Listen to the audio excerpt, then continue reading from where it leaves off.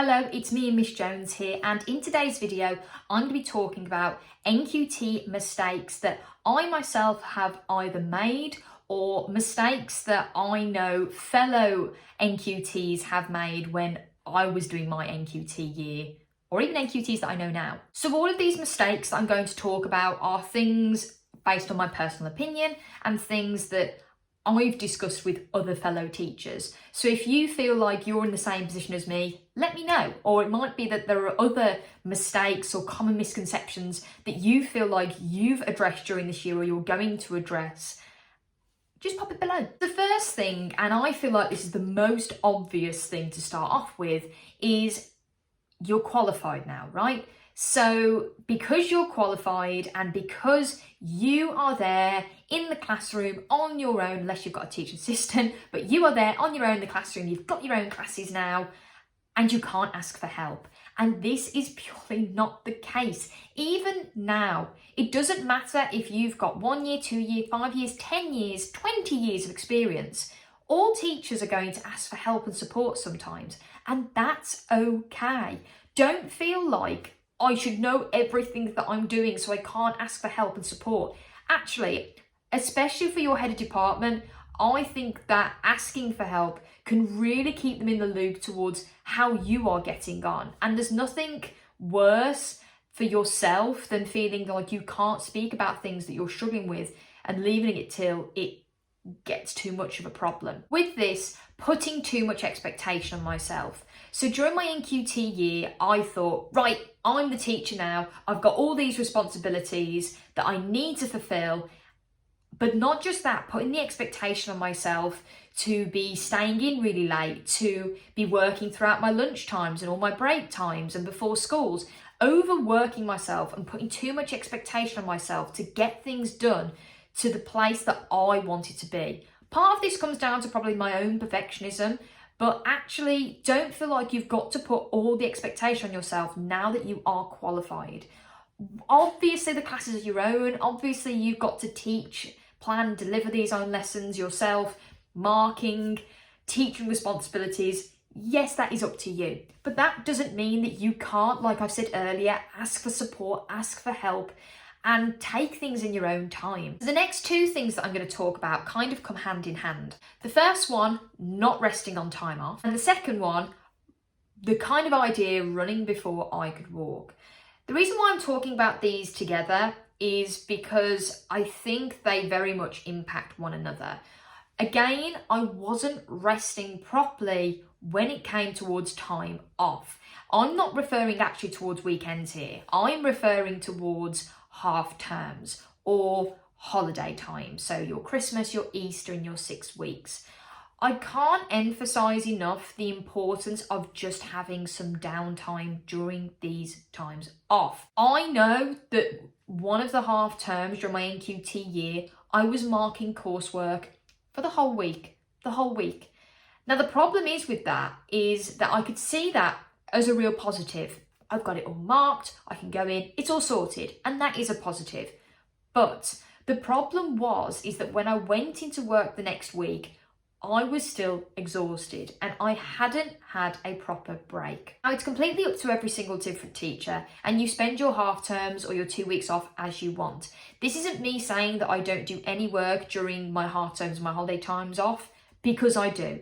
But please make sure, because it's something that can really impact your mental health, to have a rest and have days where you put your laptop away, you put your workbooks away, you lock them away somewhere that you don't know that they're there. And I think this links back towards the idea of running before I could walk. So feeling like I've got to get everything done as soon as I can, whereas actually it wasn't always helping me notice that sometimes I wasn't actually figuring out time-saving activities because I was trying to do too much at once, if that makes sense. I don't know if that's kind of making sense. Hopefully the idea is. Now this is something that you might not realise during your NQT year straight away, but most places, most schools still expect you to provide evidence during your NQT year. This is very much depending on the school, but during my NQT year, most NQTs I've spoken to, most people that I know are teachers, had to evidence in a similar way during their PGCE year in their NQT year.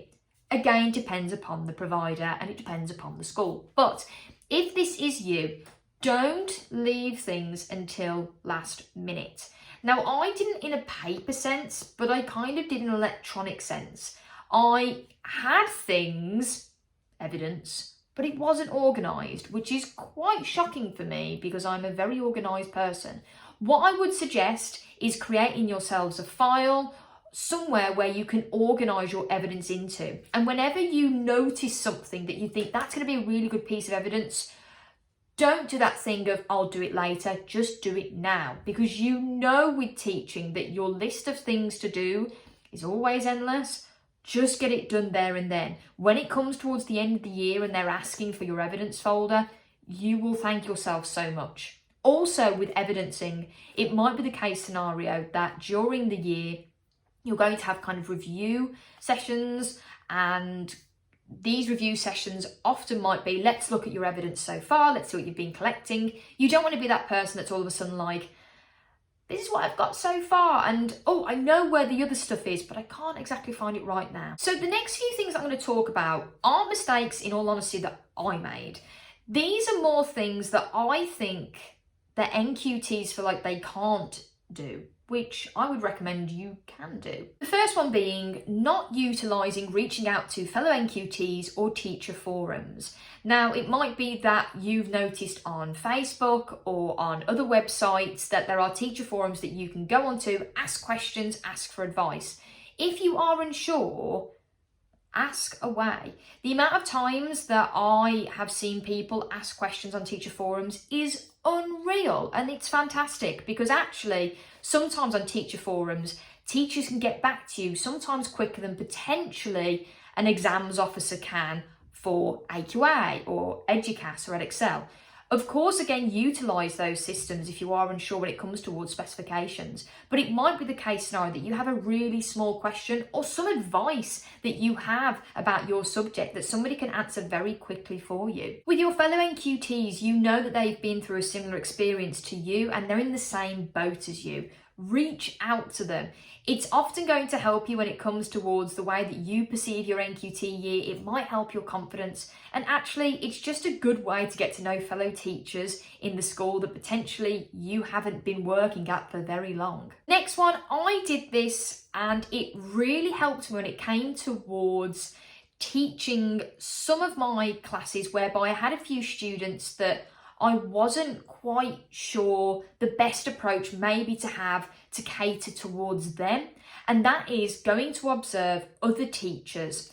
Now, the bonus of this can be is that I remember my first year that I asked a few teachers to see if I could go and observe them because I had a particular class that I was struggling with, not even necessarily on a behaviour perspective, but I was just struggling with the best approach to have with them. And that's like all teachers. All teachers are going to find classes that might be difficult for them. I'm so glad that I went to go and observe this class in different environments, because what it really helps me to understand is potentially different strategies or different approaches that perhaps I could adopt or I could utilise my own teaching to help me. It's also very interesting sometimes to see a class or potentially a group or a singular pupil that you teach in a different context. It might help you understand ways that, like I've already said, you can adapt your approach towards that class, or just some useful advice about that particular child